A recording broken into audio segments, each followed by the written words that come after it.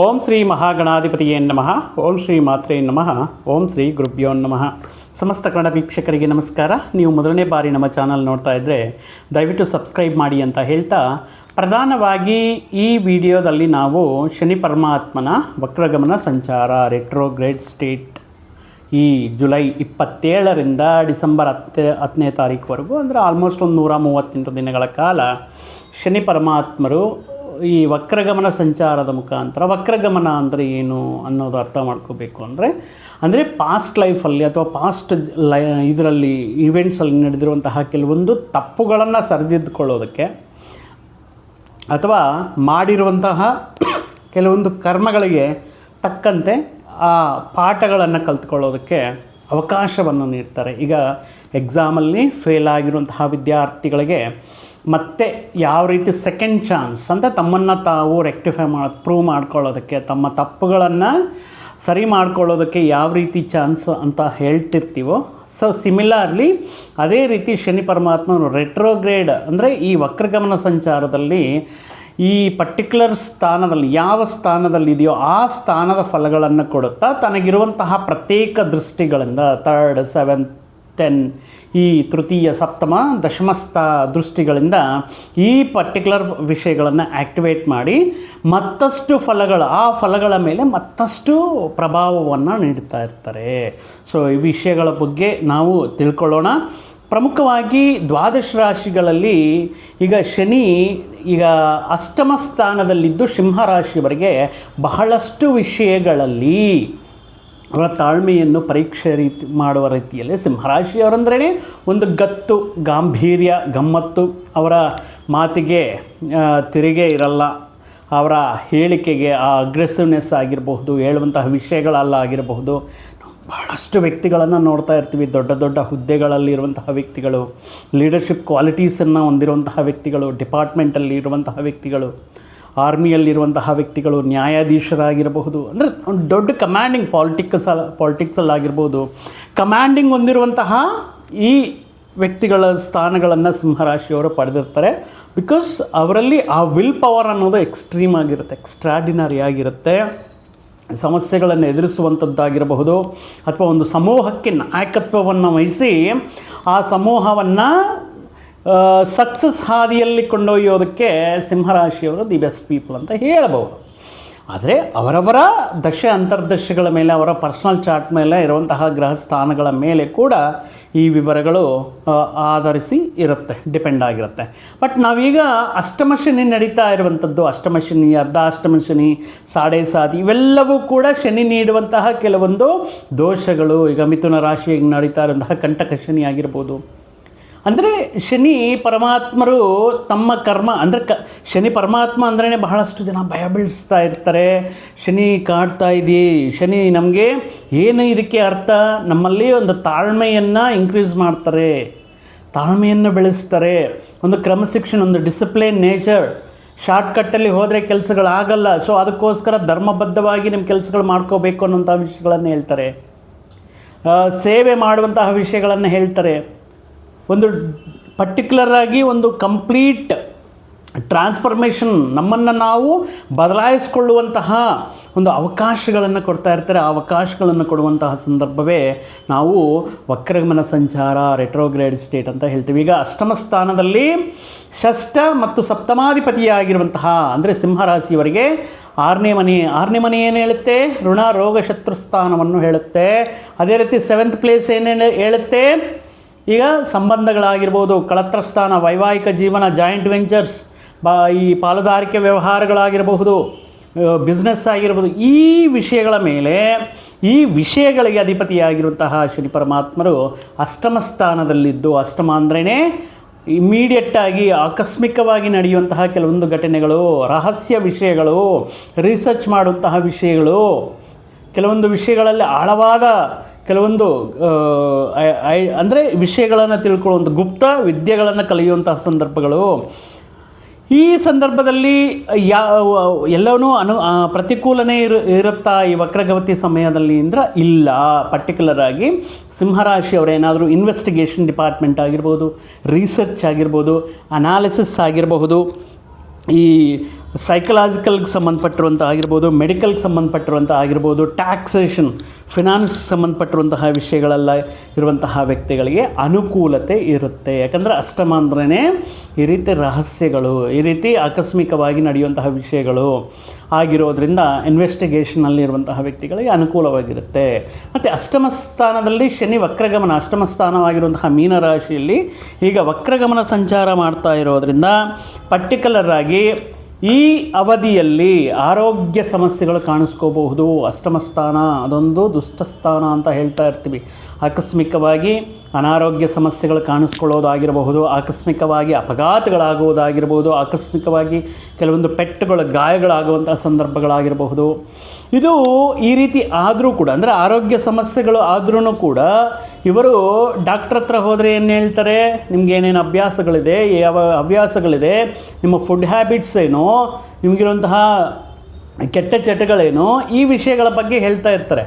So ಈಗ ಆಗ್ತಾ ಇರುವಂತಹ ಬರುವಂತಹ ಅವಕಾಶಗಳಿರುತ್ತೆ. ಇದು ಗೋಚಾರದಿಂದ ಹೇಳಿರುವಂತಹ ಫಲಗಳೇ ಮಾತ್ರ. ಅದು ನಿಮ್ಮ ಆರೋಗ್ಯ ಚೆನ್ನಾಗಿದೆಯೇ, ತುಂಬ ಸಂತೋಷ, ರಾಯರು ಒಳ್ಳೆಯ ಆರೋಗ್ಯವನ್ನು ನೀಡಲಿ. ಈ ಗೋಚಾರದಿಂದ ನೋಡುವಾಗ ಆರೋಗ್ಯ ಸಮಸ್ಯೆಗಳು ಬರುವಂತಹ ಅವಕಾಶಗಳಿರುವಂತಹ ಸಂದರ್ಭಗಳಲ್ಲಿ ನೀವು ಆರೋಗ್ಯ ಸಮಸ್ಯೆಗಳಿಗೆ ಕಾರಣವಾಗಿರುವಂತಹ ಕೆಲವೊಂದು ಅಭ್ಯಾಸಗಳನ್ನು, ವ್ಯಸನಗಳನ್ನು ದೂರ ಮಾಡಿ ಹೊಸ ಲೈಫ್ ಸ್ಟೈಲ್ಗೆ, ಅಂದರೆ ನಿಮ್ಮಲ್ಲಿ ಒಂದು ಬದಲಾವಣೆ. ಸೊ ನನ್ನಲ್ಲಿರುವಂತಹ ಈ ಅಭ್ಯಾಸ ಈ ಚಟ ಕಾರಣದಿಂದಾನೇ ನನಗೆ ಆರೋಗ್ಯ ಸಮಸ್ಯೆ ಕಾಡ್ತಾ ಇದೆ, ಸೊ ಅದನ್ನು ಬಿಟ್ಟು ಬಿಡಬೇಕು ಅನ್ನುವಂತಹ ಕೆಲವೊಂದು ಕರೆಕ್ಟ್ ಮಾಡ್ಕೊಳ್ತೀರಾ ನೀವು. ಅಂದರೆ ಇಲ್ಲ ನೋಡಿ, ರೆಟ್ರೋಗ್ರೇಡ್ ಅಂದರೆ ಹಳೆಯ ದಿನಗಳಲ್ಲಿ ಅಭ್ಯಾಸ ಮಾಡಿಕೊಂಡಿರುವಂತಹ ವಿಷಯಗಳನ್ನು ಈ ಸಂದರ್ಭದಲ್ಲಿ ನಿಮ್ಮನ್ನು ಪುನಃ ಪರಿಶೀಲನೆ ಮಾಡಿಕೊಂಡು, ಯಾವ ರೀತಿ ಮಾಡಿಕೊಂಡು, ಈ ಅನಾರೋಗ್ಯ ಸಮಸ್ಯೆಗೆ ಕಾರಣ ಇದೆ ಅಂತ ಗೊತ್ತಾಗಿ ಆ ವಿಷಯಗಳಿಂದ ದೂರ ಆಗೋದು ಒಳ್ಳೆಯದೇ ಅಲ್ವಾ ಆರೋಗ್ಯ. ಮತ್ತು ಕೆಲವೊಂದು ವಿಷಯಗಳಲ್ಲಿ ಆಹಾರ ನಿಯಮಗಳನ್ನು ಪಾಲನೆ ಮಾಡೋದು. ಅಕಾಲ ಭೋಜನ ಮಾಡ್ತಾ ಇರ್ತಾರೆ, ಟೈಮ್ ಟು ಟೈಮ್ ಊಟ ಮಾಡೋಲ್ಲ, ಅಥವಾ ಔಟ್ಸೈಡ್ ಫುಡ್ ಜಾಸ್ತಿ ತಗೊಳ್ತಾ ಇರ್ತಾರೆ.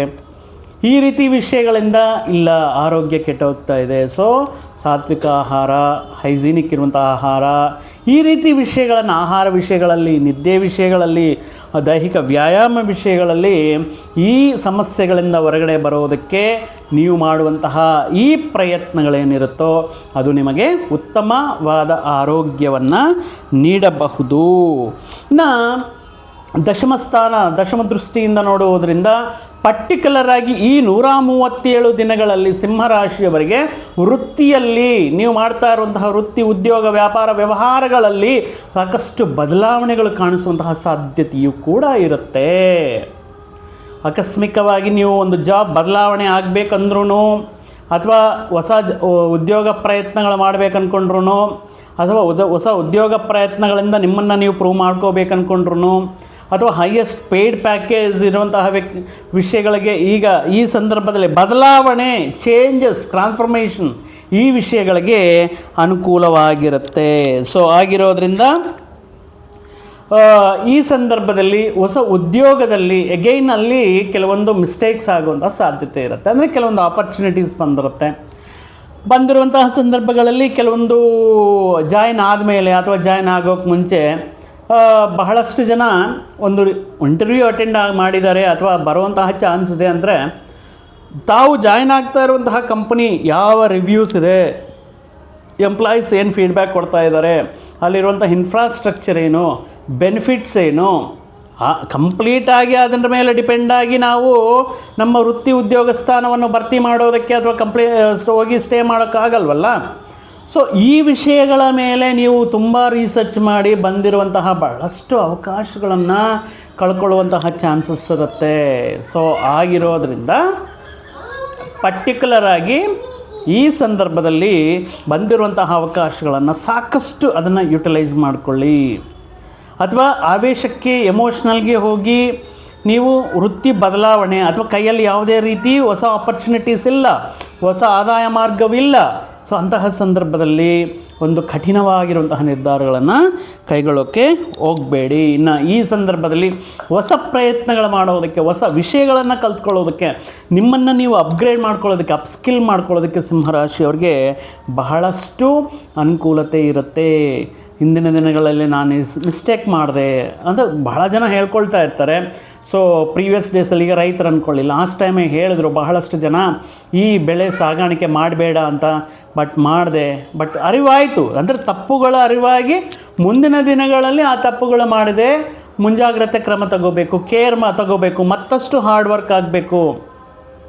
ಸೊ ಈ ರೀತಿ ವಿಷಯಗಳ ಮುಖಾಂತರ ನಿಮ್ಮ ಉತ್ತಮ ಅಂದರೆ ನಿಮ್ಮ ಹಾರ್ಡ್ ವರ್ಕ್ ಆಗಿರ್ಬೋದು ಅಥವಾ ನಿಮ್ಮಲ್ಲಿರುವಂತಹ ಛಲ ಹಠ ಇತ್ಯಾದಿ ವಿಷಯಗಳಿಂದ ಉತ್ತಮ ರೀತಿಯಲ್ಲಿ ಒಂದು ಸಕ್ಸಸ್ನ ಕಾಣೋದಕ್ಕೆ ಕೂಡ ಪ್ರಯತ್ನ ಮಾಡಬಹುದು. ಅಂದರೆ ನಿಮ್ಮನ್ನು ನೀವು ಹೊಸ ಅಭ್ಯಾಸಗಳಾಗಿರ್ಬೋದು, ವೃತ್ತಿ ಉದ್ಯೋಗ ಬದಲಾವಣೆಗಳು ಅಥವಾ ಮಾಡುವಂತಹ ಪ್ರಯತ್ನಗಳಾಗಿರಬಹುದು, ಅಷ್ಟಮ ಶನಿ ಮುಖಾಂತರ ಆಗುವಂತಹ ಮುಂಚೆ ಹೇಳಿದ ರೀತಿಯಲ್ಲಿ ಸಣ್ಣ ಪುಟ್ಟ ಅಪಘಾತಗಳಾಗೋದು, ಗಾಯಗಳಾಗೋದು, ಈ ರೀತಿ ವಿಷಯಗಳಿರೋದ್ರಿಂದ ವಾಹನ ಚಾಲನೆ ಮಾಡುವಾಗ ತುಂಬ ಹುಷಾರಾಗಿರಬೇಕಾಗಿರುತ್ತೆ. ಮಾದಕ ದ್ರವ್ಯಗಳನ್ನು ಸೇವಿಸಿ ವಾಹನ ಚಲಾಯಿಸೋದು, ಫೋನ್ ಮಾತಾಡ್ತಾ ಚಲಾಯಿಸೋದು, ಹೆಲ್ಮೆಟ್ ಧಾರಣೆ ಇಲ್ಲದೆ ಚಲಾಯಿಸೋದು ಇತ್ಯಾದಿ ವಿಷಯಗಳಿಗೆ ದಯವಿಟ್ಟು ನೀವು ದೂರ ಇರಬೇಕಾಗಿರುತ್ತೆ. ಕೋಪ, ವಿಪರೀತವಾಗಿರುವಂತಹ ಕೋಪ ಸಿಂಹರಾಶಿಯವರಿಗೆ ಅಂದರೆ ಅದು ಬೇಗ ಬಂದ್ಬಿಡುತ್ತೆ. ಬೇರೆ ವಿಷಯ ಅಂದರೆ ಕಂಪೇರ್ ಮಾಡಿಕೊಂಡ್ರೆ ಸ್ವಲ್ಪ ಕೋಪದ ಆವೇಶ ಅನ್ನೋದು ಸ್ವಲ್ಪ ಜಾಸ್ತಿನೇ ಇರುತ್ತೆ ಅವರಿಗೆ. ಸೊ ಆಗಿರೋದ್ರಿಂದ ಆವೇಶದಲ್ಲಿ ಯಾವುದೇ ರೀತಿ ಮುಖ್ಯವಾಗಿರುವಂತಹ ನಿರ್ಧಾರಗಳನ್ನು ತಗೋಬೇಡಿ. ಇನ್ನು ಸೆಕೆಂಡ್ ಪ್ಲೇಸ್ ಆಗಿರುವಂತಹ ಧನ ಸ್ಥಾನದ ಮೇಲೆ ದೃಷ್ಟಿ ಬೀಳ್ತಾ ಇರೋದ್ರಿಂದ ಈ ಸಂದರ್ಭದಲ್ಲಿ ಆದಾಯ ಇರುತ್ತೆ. ಆದಾಯ ಇರಲ್ವಾ ಅಂದರೆ ಖಂಡಿತ ಇರುತ್ತೆ.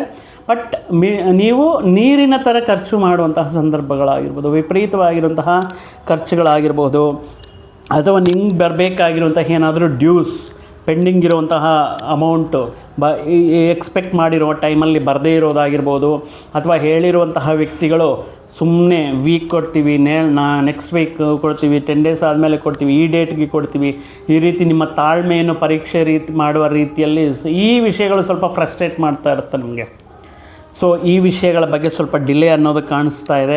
ಇನ್ನು ಈ ಸಂದರ್ಭದಲ್ಲಿ ಏನೇನು ಡ್ಯೂಸ್ ಇದೆಯೋ ಅಂದರೆ ಅಮೌಂಟು, ಆದಾಯ, ಸೇವಿಂಗ್ಸು ಖರ್ಚಾಗ್ತಾ ಇರುತ್ತೆ. ಅದು ನಿಮ್ಮ ಮಕ್ಕಳ ವಿದ್ಯಾಭ್ಯಾಸಕ್ಕಾಗಿರ್ಬೋದು, ಅಥವಾ ಫೀಸ್ಗಳು ಕಟ್ಟಲೇಬೇಕು, ಬುಕ್ಸ್ ತಗೊಳ್ಳೇಬೇಕು, ಕೆಲವೊಂದು ವಿದ್ಯಾ ಉಪಕರಣಗಳು ತಗೊಳ್ಳೇಬೇಕು, ವಿವಾಹಕ್ಕೆ ಸಂಬಂಧಪಟ್ಟಿರುವಂಥ ಏನಾದರೂ ಸಂತಾನಕ್ಕೆ ಸಂಬಂಧಪಟ್ಟಿರುವಂಥ ವಿಷಯಗಳು ಮಾಡಲೇಬೇಕಾಗಿರುತ್ತೆ.